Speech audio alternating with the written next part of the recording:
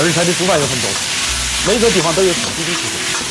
前2天做了一个凉拌，我发觉小伙伴们呢非常喜欢。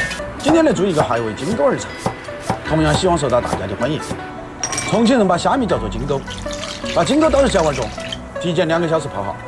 二菜的表皮有一些黑色的缝隙，用小刀把它剔干净，同时打去老皮，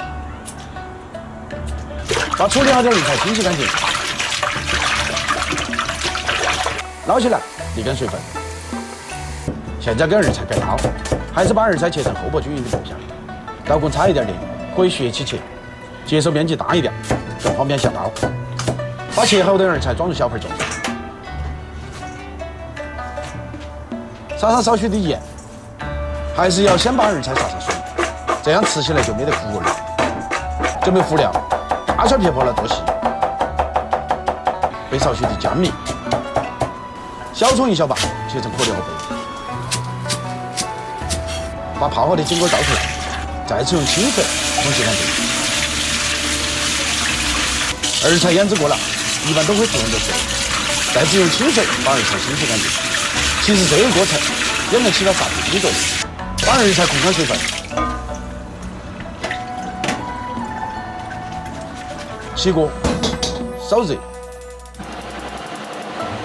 锅冒烟了就下油，滑锅，油温大概5成左右，把虾米倒入锅中，稍稍把虾米爆一下，爆出虾米的香味来。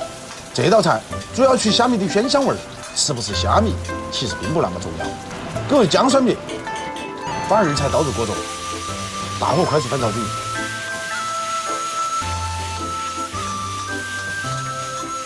调入盐别糖，勾入少许的蒸鱼豉油。继续用大火翻炒均匀，撒上一把葱段，淋上少许葱香料油，没得的也可以用芝麻油代替。稍许翻炒，美味即成。火气有幸，能让你我通过美食结缘。创作的生命有高潮有低谷，感谢大家的理解和支持。2021年，我们继续把酒言欢，笑谈人生。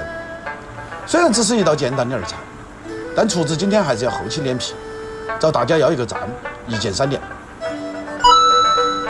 这对一个美食UP主来说很重要。我是厨子，下期见。